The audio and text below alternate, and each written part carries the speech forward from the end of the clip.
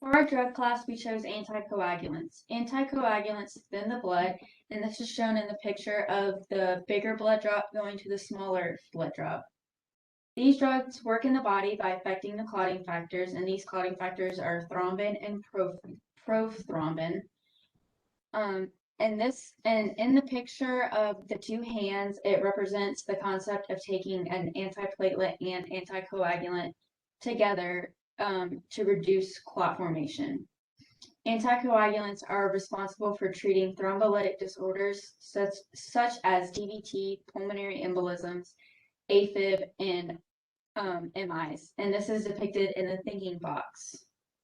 They can also help with coronary stent maintenance. A deep vein thrombosis occurs when there is a blood clot in a vein deep in the body. A pulmonary embolism is when there's a clot that blocks one of the arteries leading to the lungs. Arterial fibrillations occur when there's a rapid, irregular heart rhythm. Myocardial infarctions occur when the blood flow is blocked to certain parts of the heart.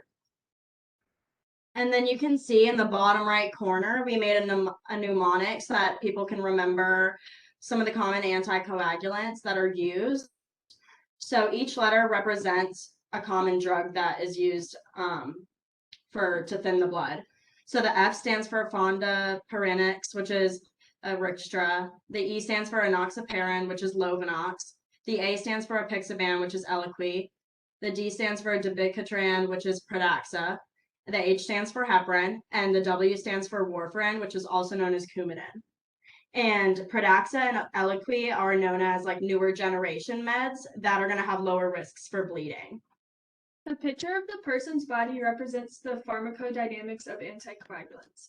They are absorbed in the GI tract when taken orally, and 25% are metabolized by liver enzymes after the first pass effect. If taken IV, the drug will go straight into the bloodstream and skip being absorbed by the GI tract. They are distributed through blood vessels and are excreted through urine and feces. Precautions when taking anticoagulants include avoiding any dangerous activity and always wearing shoes outside in order to prevent unnecessary bleeding. Also, watching your vitamin K intake is important as well. Some side effects that accompany anticoagulants include heavy periods, bleeding gums, nosebleeds, and bloody feces. There is a high risk for bleeding while taking these drugs, as shown in the top right corner. These drugs are contraindicated in people with allergies, people with hepatic or renal disease, and pregnant women. This is because these drugs cross the placenta and could hurt the fetus. The only drug in this class that is safe to take when pregnant is heparin, shown in the bottom left corner. However, they should consult with their doctor before doing so. If taking warfarin, be careful not to consume too much vitamin K because it will inhibit the body's ability to absorb the medicine. And then you can see in the bottom left corner, we did a little picture of seesaws, and that represents the connection between the two reversal agents used to reverse the effects of a toxic buildup of either heparin or warfarin in the body. You can see that in the picture that protamine sulfate is the reversal agent for heparin, while the reversal agent for warfarin is vitamin K. When concerning nursing considerations, the nurse should monitor certain lab values.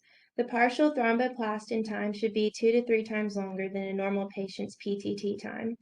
The heparin anti-XA value should be about 3 times the normal value, which is a value 3 times 0.3 to 1.0. The PT or INR value should be tripled in a patient on an anticoagulant, so you should monitor for a value around 3. In conclusion, anticoagulants work inside the bloodstream to thin the blood and prevent the growth of clots.